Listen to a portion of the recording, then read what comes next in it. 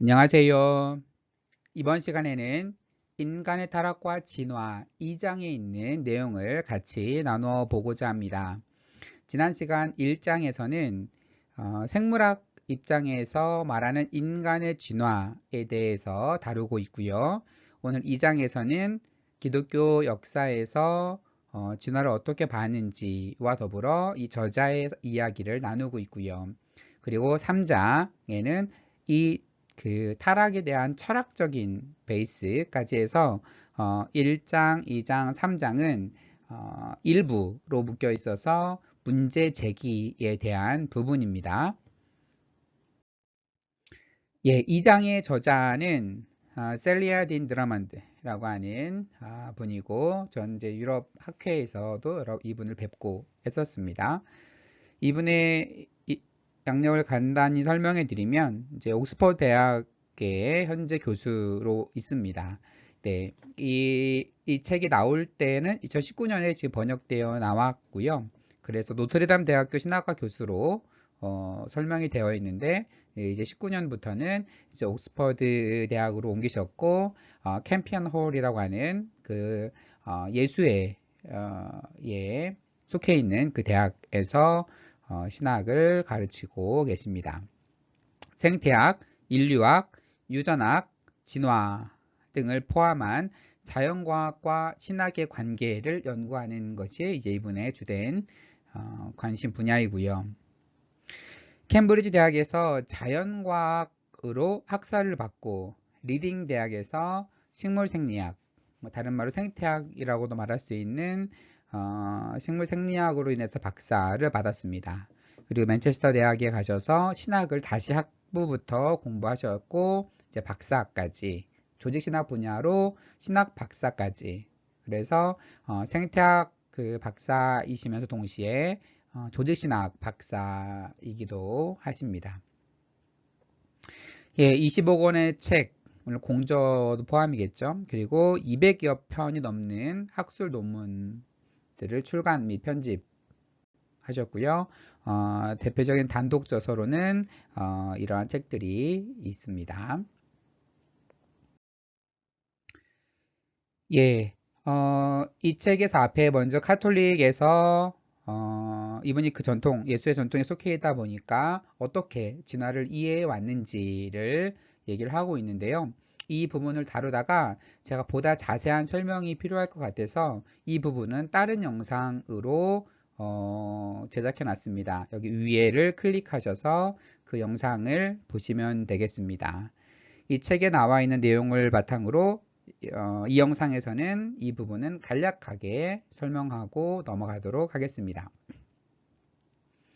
예, 진화론이 처음 등장했을 때에는 교회가 그렇게 거부하거나 그러진 않았는데 조금 시간이 지나면서 이제 교회랑 충돌하는 거 아니야? 라고 하면서 이제 카톨릭 교회에서 거부하기 시작하게 됩니다. 19세기 중엽부터 20세기 초에는 전적으로 거부를 하게 되고요.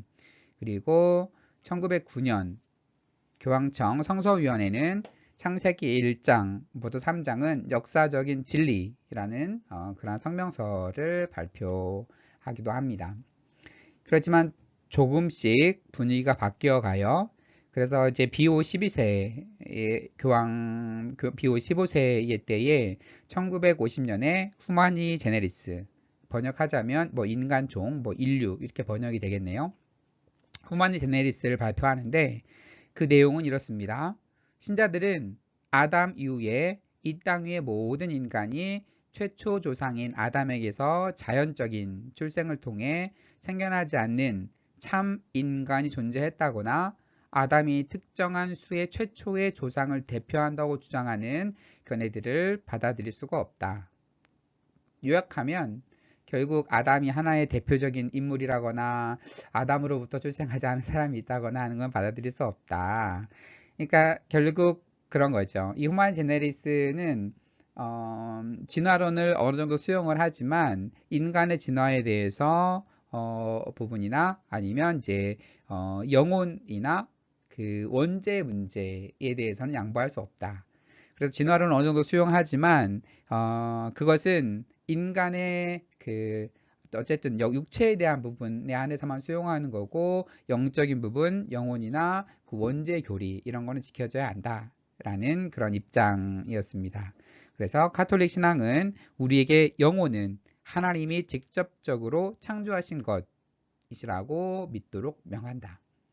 그러니까 시대의 흐름에 따라서 진화론을 받아들이지만 그것이 영혼과 원죄 문제에 영향을 주어서는 안 되는 그러한 선에서 받아들이는, 다소 보수적으로 받아들이는, 그래도 이전의 입장에 비하면 이제 좀 많이 완화가 된 거죠. 그래서 그 다음에 이제 교황 요한 바오로 2세에 가면 이분은 적극적으로 이제 받아들입니다. 동물과 인간 사이의 존재론적 비약의 신비를 주장하면서도 진화를 단순한 가설 이상의 하나의 이론으로 기꺼이 인정하게 됩니다. 1966년도에. 그래서 옆에 그 교황이 하신 말씀도 그 인용이 되어 있습니다. 그래서 교황이 요한 바오로 있을 때부터 적극적으로 과거의 잘못들에 대한 그 청산도 하고, 그리고 진화에 대한 현대 과학에 대한 것들도 적극적으로 받아들이게 되는 거죠.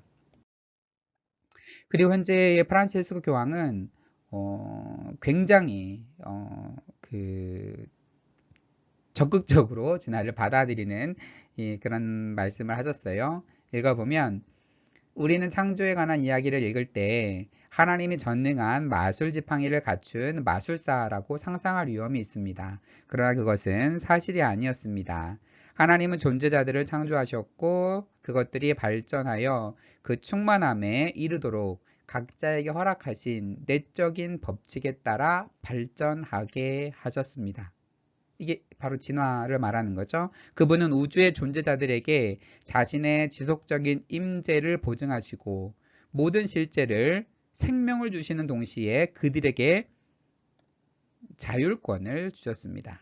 따라서 창조세계는 수백 년, 수천 년 동안 우리가 알고 있는 모습으로 될 때까지 발전해 왔고, 그러니까 진화해 왔다는 얘기고, 이는 바로 하나님이 데미우르고스나 마술사가 아니라 모든 존재에게 생명을 주시는 창조자이시기 때문입니다.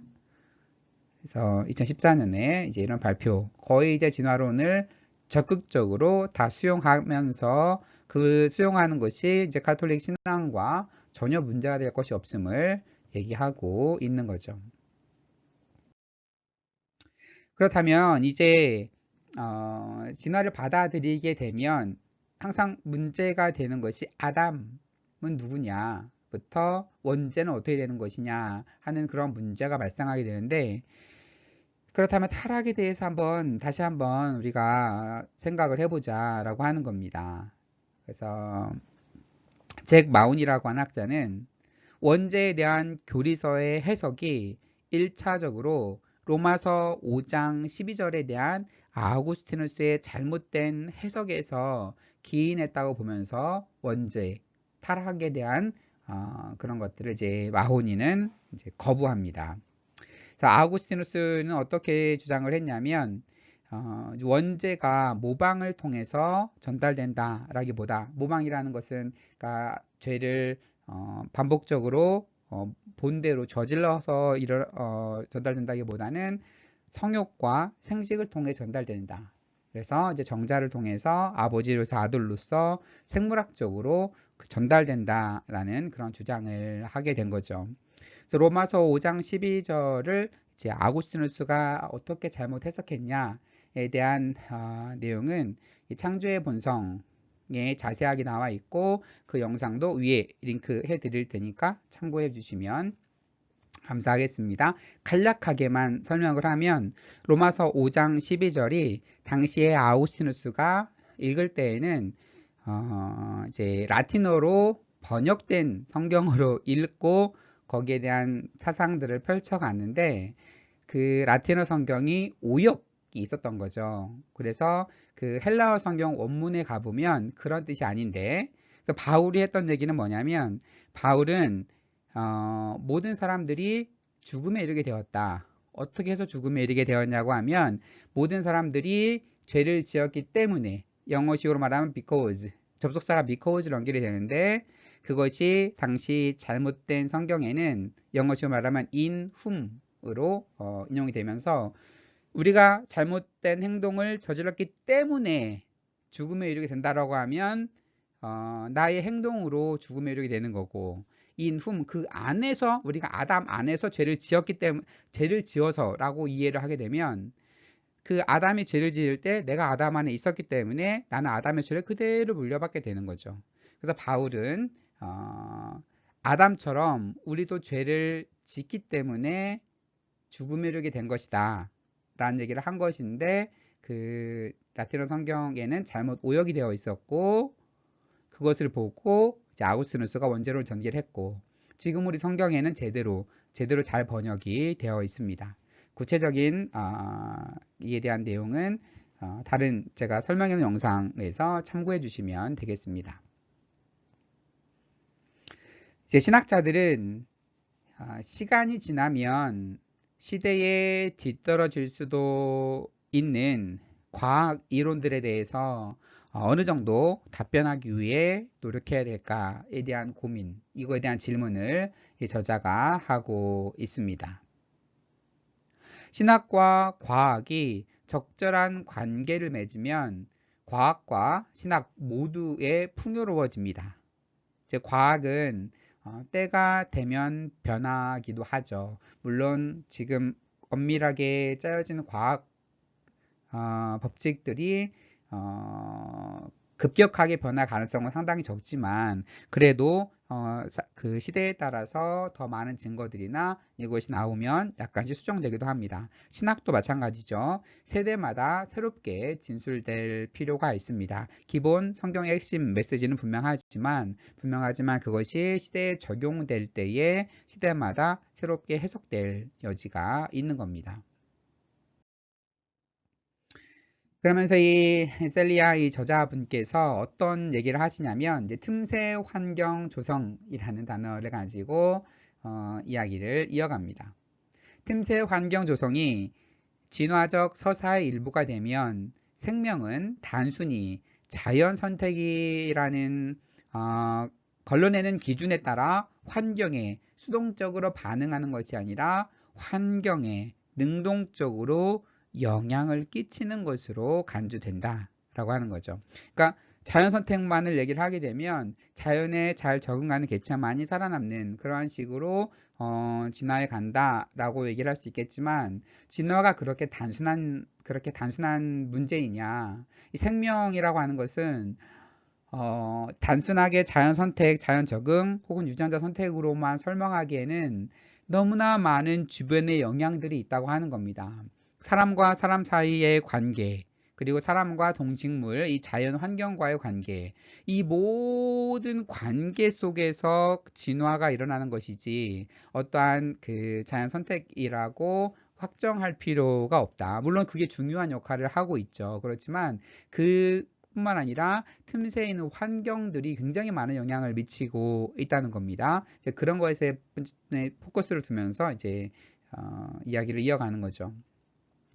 표준적인 진화 이론에서 자연 선택은 행동상의 차이를 포함한 표현형을 설명해주는 궁극적 범주이고, 따라서 보다 가까운 원인을 평가절하한다고 봅니다. 결국 그쵸, 자연 선택은 궁극적인 설명이죠. 그렇게 적응하는. 그렇지만 그것 궁극적인 설명 주변에 있는 아주 가깝고 사소한 여러 가지 원인들을 평가절하할 우려가 있다고 하는 겁니다.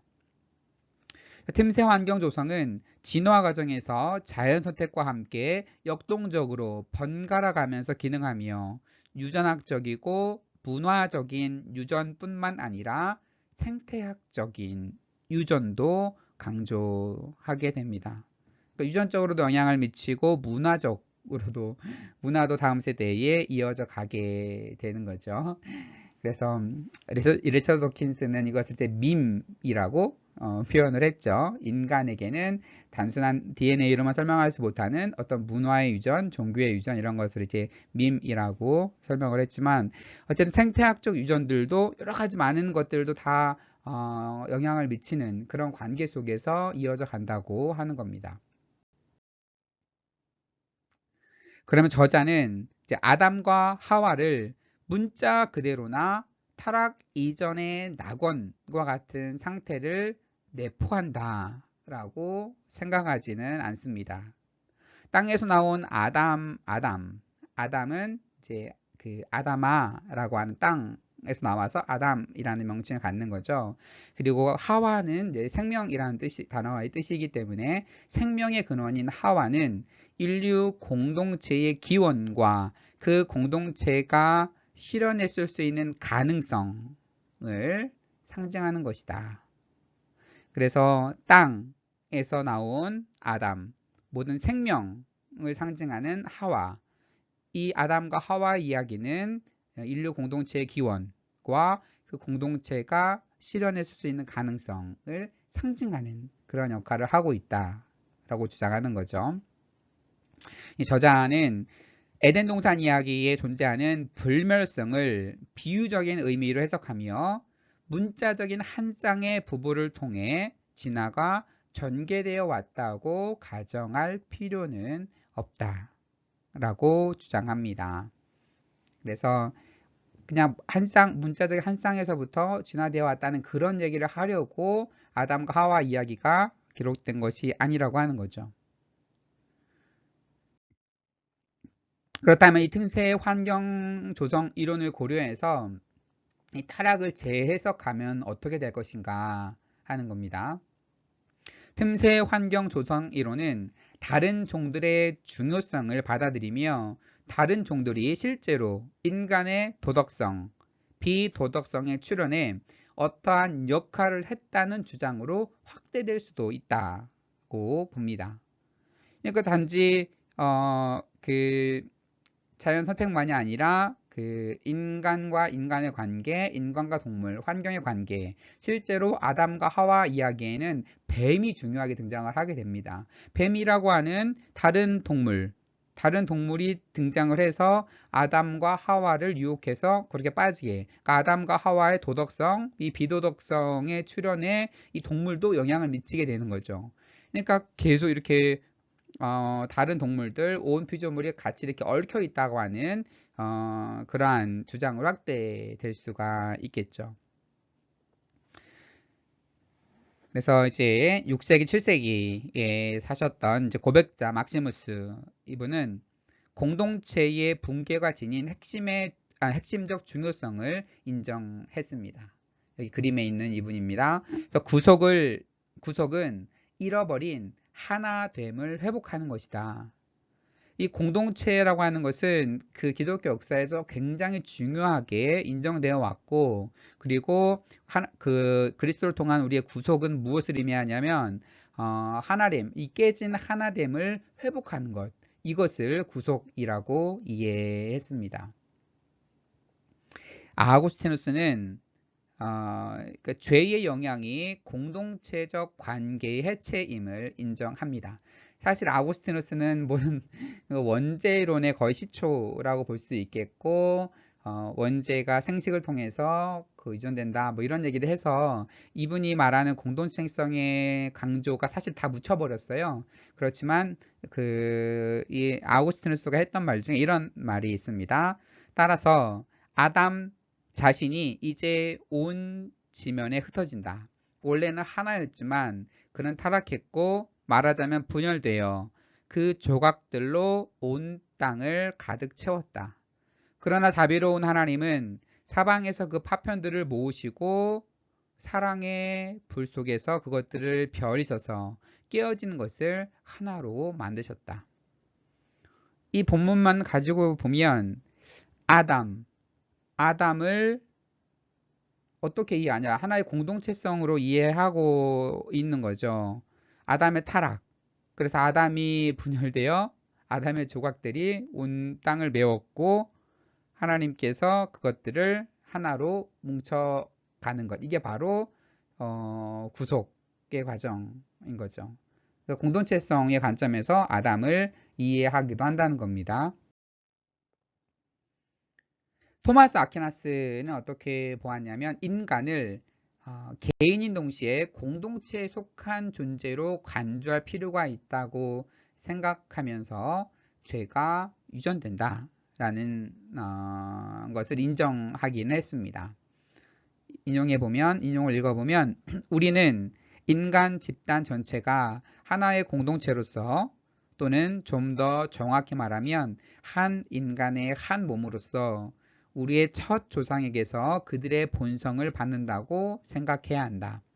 그리고 이 집단과 관련해서 우리는 진실로 각 사람을, 심지어 아담 자신도 한 개인 또는 한 인간에게서 나온 육신적 혈통에 의해 발생한 집단의 한 구성원으로 간주될 수 있다.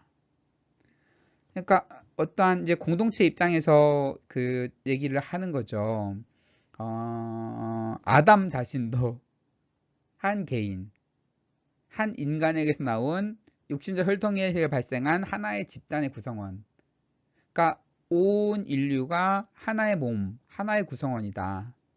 아담 자신도 우리가 어떻게 보면 아담을 이 공동체의 시조라고 보지만 아담 자신도 이 공동체의 다른 사람들과 다를 바가 없는 한 인간에 나온 육신적 혈통에 의한 하나의 구성원 중에 한 사람이다 라고 간주할 수도 있다고 말을 하는 거죠.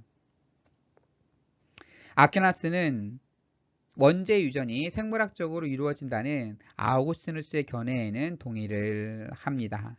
하지만 그것을 성관계와 결부시키지는 않는 거죠. 그래서 원죄를 가지고 태어난 이들이 아담의 죄책을 짊어진다 하는 견해에도 반대를 했습니다. 그러니까 그 아우구스티누스가 말하는 원죄론의 상당수를 그대로 받아들였지만 그 성관계를 통해서 자식대로 생물학적으로 이렇게 죄가 유전된다라고 하는 그런 사상이라든지 그 태어나자마자 아담의 죄책을 짊어진다라는 것인지 이런 것은 그 반대를 했지만 그 생물학적으로 그 유전이 원죄가 그 후손으로 이어져 간다라고 하는 것은 이 공동체, 하나의 공동체를 강조하는 그 차원에서 받아들인 것입니다. 그렇다면 이 저자는 어떤 이야기를 하냐면 타락과 원죄가 신에 대한 인간의 인식이 인간 공동체 내부에서 그리고 그 공동체를 넘어 다른 동물들에게도 적대감을 형성한 것으로 알려져 있는 자기 파괴 방식을 허용한 첫 번째 상황을 보여준다라고 얘기를 하고 있습니다. 이상적인 상태는 다른 창조물들과 그 다종, 여러 종의 관계를 포함한 공동체의 관계 속에서 고려해야 하며 타락은 그런 관계들의 왜곡, 결국 그 같은 피조물들 간의 관계, 그러니까 인간들 간의 관계, 다른 종들과의 그런 관계, 이런 공동체를 고려하는 것이 가장 이상적인 상태인데 타락은 그런 관계들의 왜곡을 초래한다고 하는 겁니다. 원죄는 본래 공동체 관계에서 일어난 왜곡과 관련돼 있다라는 그런 개념은 초기 교회 역사에서도 나타나고 하는 거죠. 원죄가 뭘까? 교회 공동체 관계에서 공동체가 파괴되고 왜곡되는 것, 이것을 원죄로 이해한 그러한 기독교 역사가 있다고 하는 겁니다. 원죄에 대한 특정한 견해를 고수하는 것은 기독교 신앙에 요구되는 것은 아닙니다. 그렇죠? 내가 기독교 신앙을 가지려면 원죄에 대한 입장을 반드시 명확하게 해. 뭐가 원죄에 대한 입장이야? 이거는 기독교 신앙하고는 기독교 신앙의 핵심적인 건 아니죠. 우리는 그리스도를 통한 구원, 그것이 핵심적인 것이고 원죄에 대한 해석은 다양하게 이루어질 수 있습니다. 저자는 원죄를 사람이 세대마다 다른 피조물들을 포함한 타자들의 불완전한 공동체 속에 태어나는 것을 의미하는 것으로 재해석합니다. 그러니까 죄가 위에서부터 물려지는 것이 아니라 인간의 몸으로, 어쩌면 피조물의 몸으로 이 땅에 온다라고 하는 것은 어찌 보면 불완전한 공동체 속에서 태어나는 것.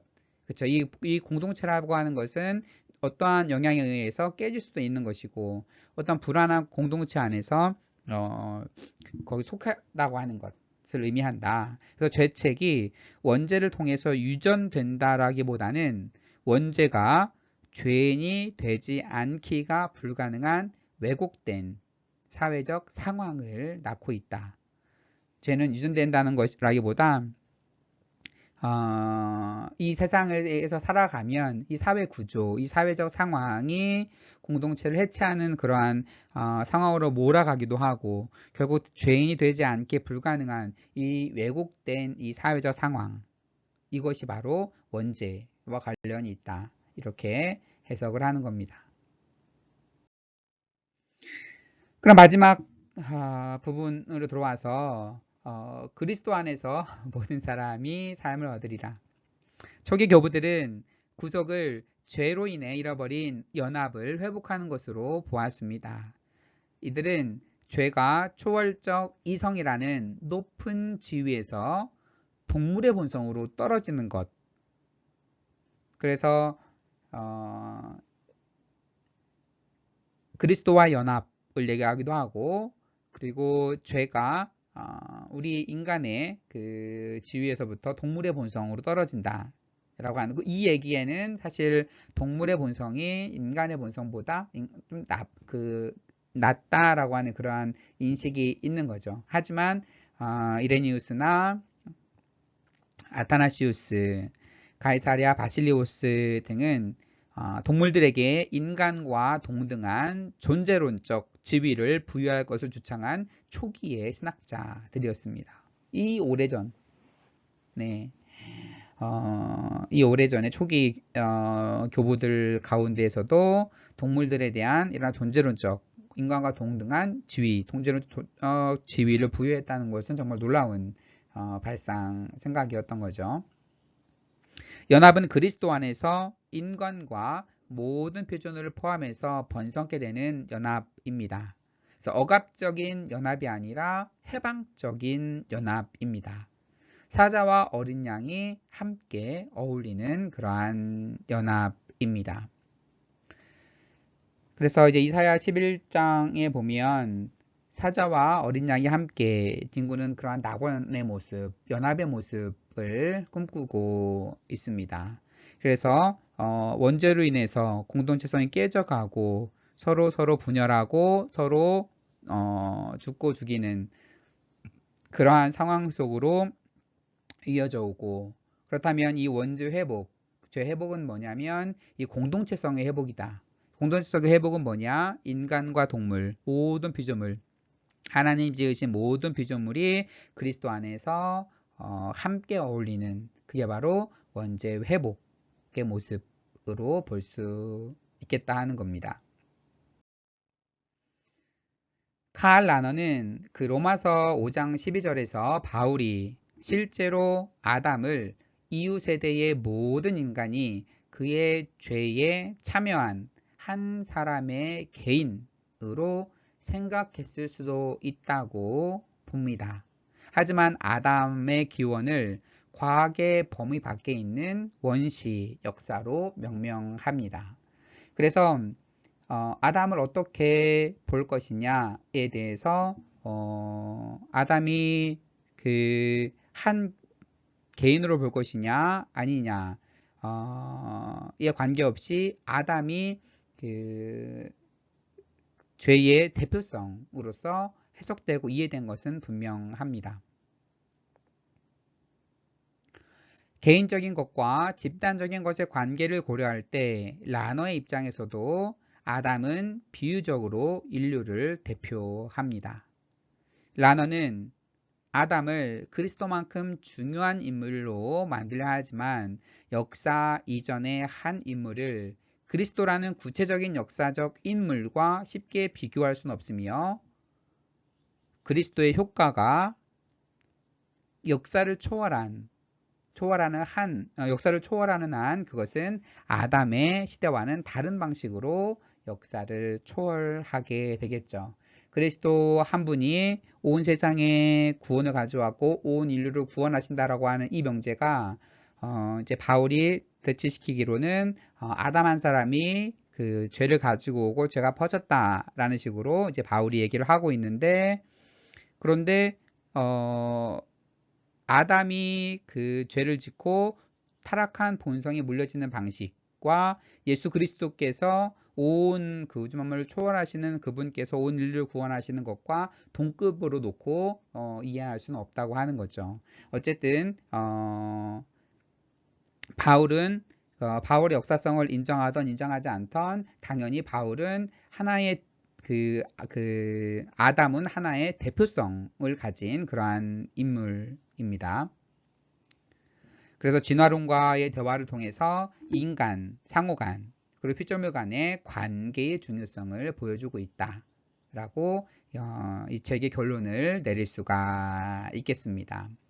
그래서 이슬리아 교수님의 이 논문, 다른 논문보다 조금 어려워요. 어렵고 많은 그 이야기가 있어 조금 복잡한 이야기인데, 간략하게 정리를 하면 그 진화 과정에서 이어져 왔을 때 우리가 보통 자연 선택을 얘기를 하는데, 자연 선택만 얘기할 수 있는 게 아니다. 이렇게 인간이 진화되고 인간의 진화 가운데에는 자연 선택으로 설명하지 못하는 문화, 역사, 종교 이런 관계들, 서로 피조물들과 간의 관계가 너무나 미묘하게 연결되어 있고, 이것을 이제 틈새 환경 조성이라는 관점에서 생각해 보자 라고 얘기를 하고 있는 거죠. 그러면서 그것을 고려했을 때 공동체가 굉장히 중요하다. 그래서 아담과 하와 이야기를 공동체적인 차원에서 이해를 하면 좋겠다. 그리고 원죄를 이해할 때 한 사람이 타락해서 그 죄가 후대에 계속 물려지고 그런 식으로 이해한다기보다는 하나의 그 공동체 안에서 그 공동체를 파괴하고, 그러한 것이 이제 원죄로 이해되어 왔던 기독교 역사들을 감안했을 때 그 공동체가 와해되는 것에 영향을 미치는 것, 이것을 원죄로 연결시켜 보고, 그리고 그 공동체가 서로 연합하고, 그리스도 안에서 서로 연합하고, 인간과 피조물들이 또한 피조물들 간에 서로 화합하는 그러한 이사야의 비전, 이런 것을 이제 그 원죄가 해결되는 그 마지막 때에 이루어질 새 하늘과 새 땅을 소망하는 그러한 부분으로 해석을 하고 있습니다. 이제 앞으로 다음 주에는 이제 그 기반을 두고 있는 철학적인 이야기를 좀 다루고요. 그 다음에 이제 성서학자들의 얘기를 좀 들어보면서 그 이야기를 하도록 하죠. 굉장히 다양한 방식으로 해석이 될 수가 있어서 나는 이러한 식의 공동체적 방식의 이해가 나는 좀 마음에 와닿지 않는다 라고 뭐 생각할 수도 있겠고, 그렇지만 여러 학자들의 얘기를 들어가면서 결국 답이 딱 정해져 있는 게 아니잖아요. 그렇기 때문에 다른 여러 학자들의 많은 이야기도 들어보고, 이렇게 해석이 되는 역사도 있고 이렇게 이해하는 역사도 있고, 그리고 아담의 대표성을 강조, 거기에 포커스가 있는 것과 아담의 역사성과는 어떠한 연관이 있는가, 여러 가지 많은 그런 논란들이 있지만 앞으로 계속해서 다른 챕터들을 보면서 계속 같이 의견들을 좀 이어가도록 하겠습니다. 난이한 챕터였는데요. 우리 집중해 주셔서 감사하고 다음 영상에서 인사드리도록 하겠습니다. 감사합니다.